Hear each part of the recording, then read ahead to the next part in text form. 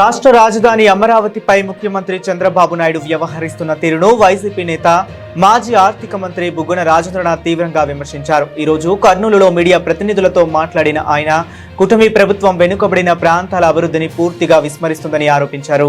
Medical కాలేజీలను పూర్తి చేయడానికి ప్రభుత్వానికి 5,000 కోట్లు కూడా లేవని ఎద్దేవా చేశారు.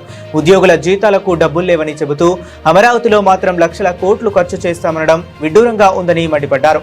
దేశంలో ఎక్కడా లేని విధంగా అమరావతిలోనే నిర్మాణ ఖర్చులు విపరీతంగా ఉన్నాయని, కేవలం గ్రాఫిక్స్ డిజైన్ల పేరుతో 400 కోట్ల అవినీతి జరుగుతుందని ఆరోపించారు. జరుగుతున్న అవినీతి చూసి దేవుళ్లు కూడా భయపడే పరిస్థితి ఉందని వ్యాఖ్యానించారు.